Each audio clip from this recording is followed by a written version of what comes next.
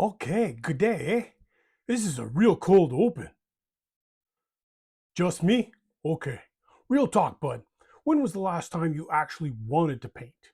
Not I should paint, not I need to finish this, but like genuinely excited to really pick up a brush. If you can't remember, you're burnt out. And if you're sitting there thinking, maybe I'm just not into this anymore, stop. You're not broken, eh? Today, I'm going to show you exactly why your motivation disappeared, how to get it back without forcing it, and why everyone on Instagram is lying about their pile of shame. Hit subscribe right now, because by the end of this, you're going to remember why you fell in love with this hobby in the first place. So let's roll.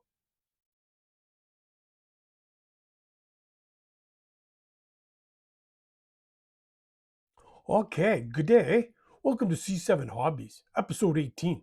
I'm Colossal Meltdown. My friends call me Colossal or CMD. Why Colossal? Well, with the name of Buster Cherry, just call me Colossal. All right, beauties, welcome back to C7 Hobbies, where we help you actually enjoy your hobby instead of feeling guilty about it, eh? Today's episode is for everyone who stares at your painting desk like it's a pile of homework, opens Instagram, feels worse, then closes it, and thinks, I want to paint, but also, nah, that's burnout. And it's not your fault. It's not laziness. It's your brain screaming, hey, bud, something's off here.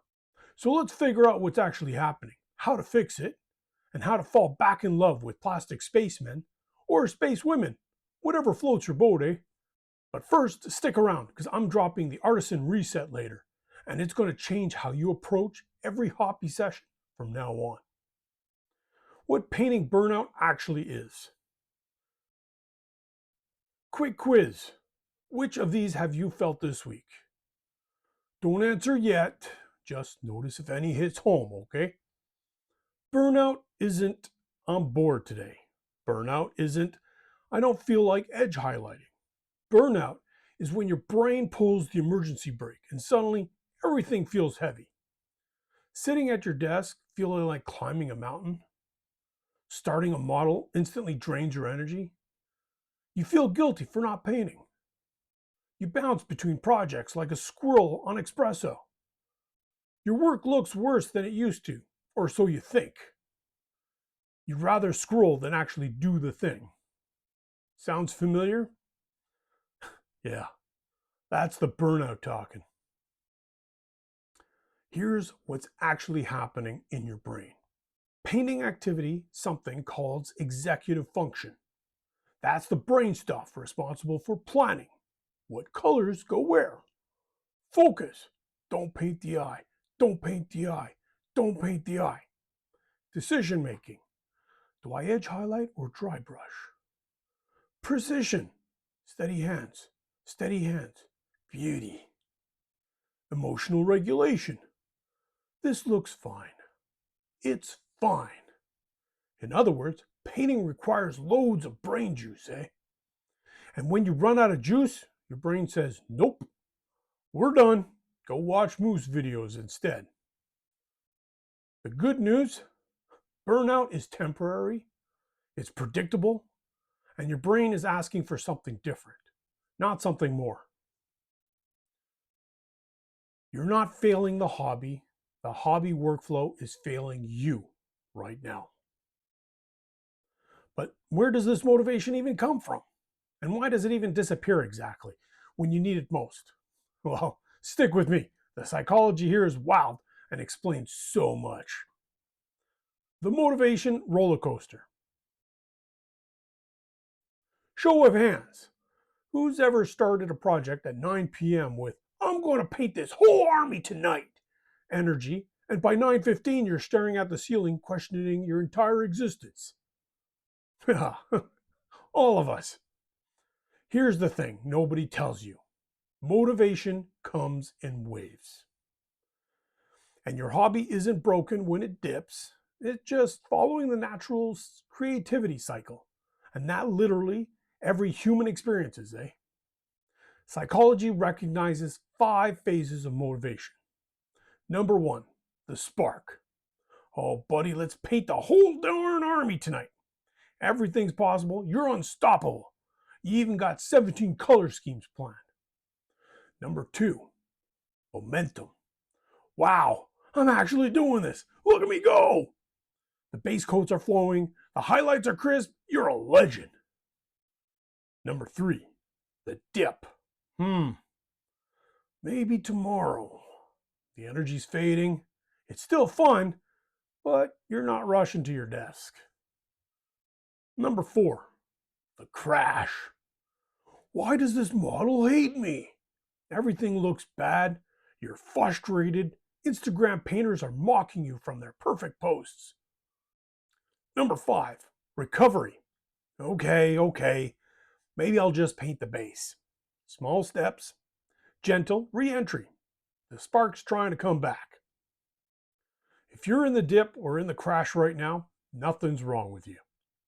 You're not lazy, you're not behind, and you're not losing your passion. You're just human. Even the greatest painters in history took breaks. Probably to go ice fishing or argue about whether a hot dog's a sandwich, eh? But why does burnout hit harder in the miniature hobby than other hobbies? There's actually a sneaky reason, and once you see it, everything clicks. So don't go anywhere. Why burnout hurts more in the miniature hobby? Think about this. When you burn out on Netflix, you just watch something else. But when you burn out on painting, you feel like you're failing at life. Why is that? Miniature painting hits different because it's not just a hobby. It's wrapped up in a number of items, like identity. I'm a painter, and if I don't paint, who am I? Skill. I should be better by now. Perfectionism.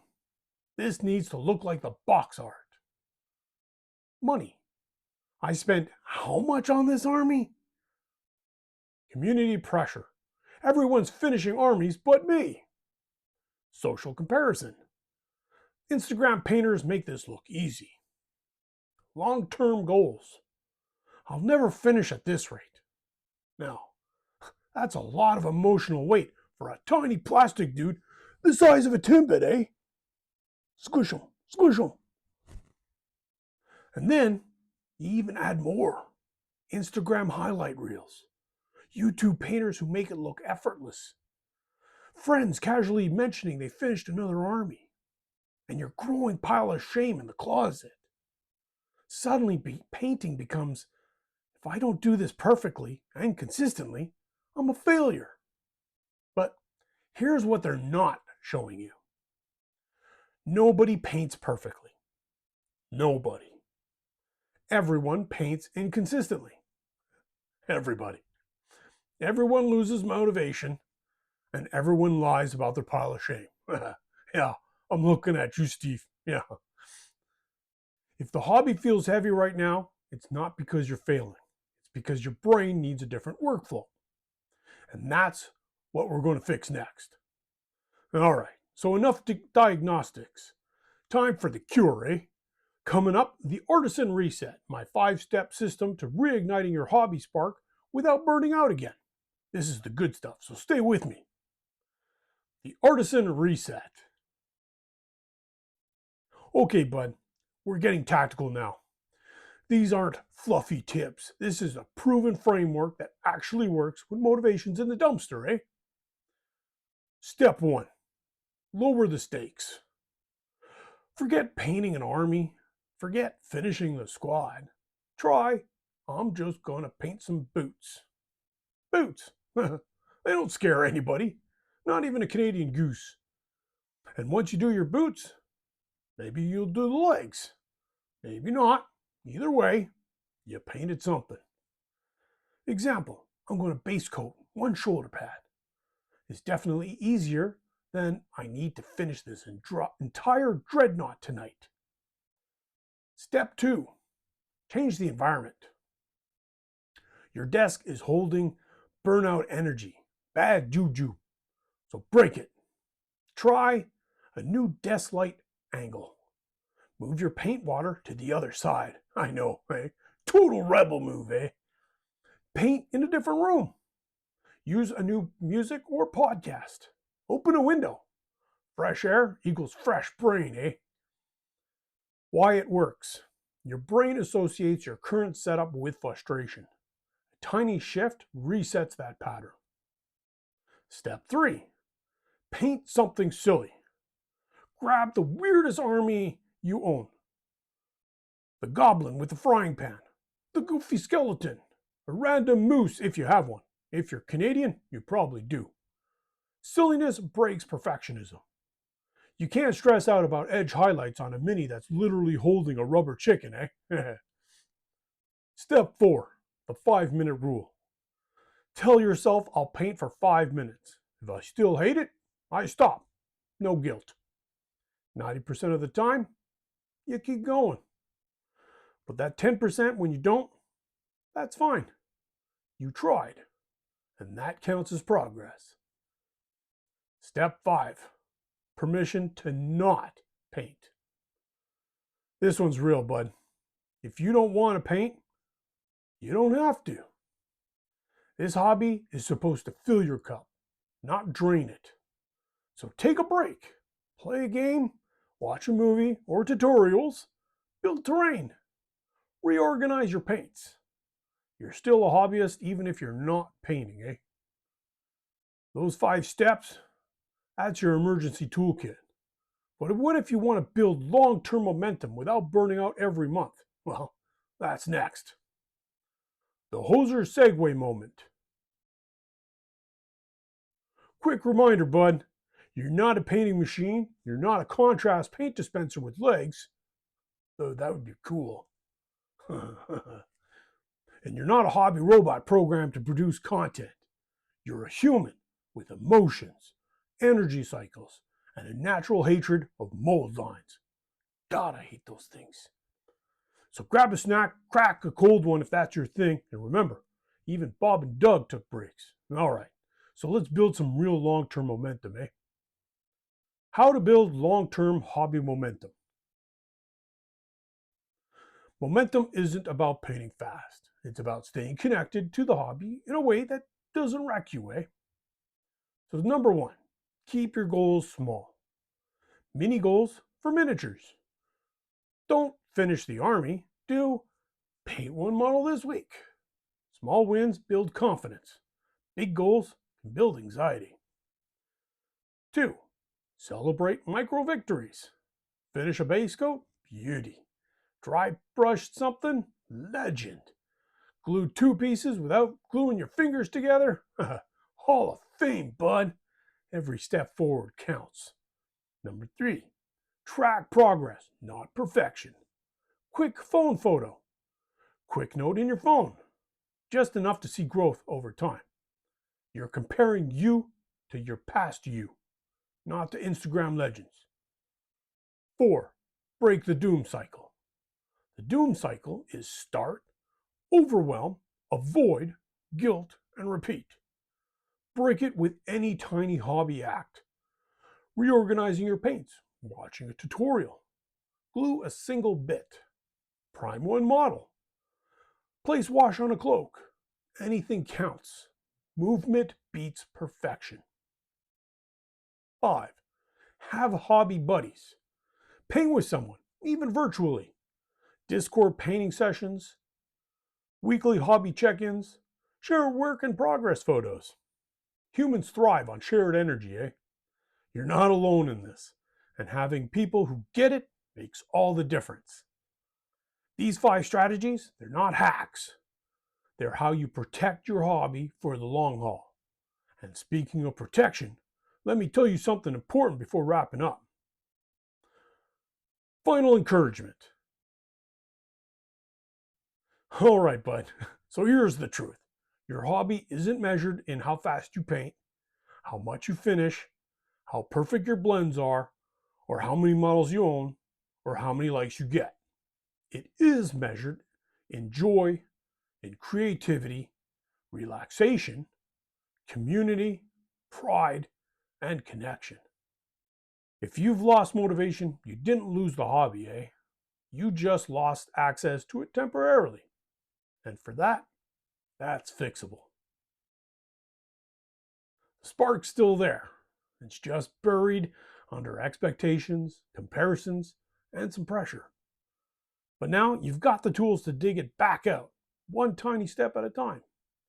So take a breath, lower the stakes, and paint something silly. You've got this. Beauty. All right. If this helped you even a little bit, do me a favor, eh? Smash that like button, subscribe if you haven't already, and drop a comment. Tell me, where are you on the motivation roller coaster right now? Top, bottom, somewhere in between? Next episode, we're going to talk about shiny model syndrome and the backlog blues. Why we start 5 armies before finishing one. Yeah, I see you, pile of shame. Yeah. Till then, your hobby's not going anywhere. Neither am I. I have a hobby hangout on Twitch for those interested in painting with an awesome group. Details below in the description, along with information about our Discord server. Be sure to check out the Misinformer Miniature podcast. Get your latest tabletop gaming news with a comedic spin. You can find it on YouTube, Apple, Amazon, Spotify, and most podcasting sites. I greatly appreciate all the support. Without you, this would not be possible. So thank you. Now go forth, be awesome, and paint for the paint gods.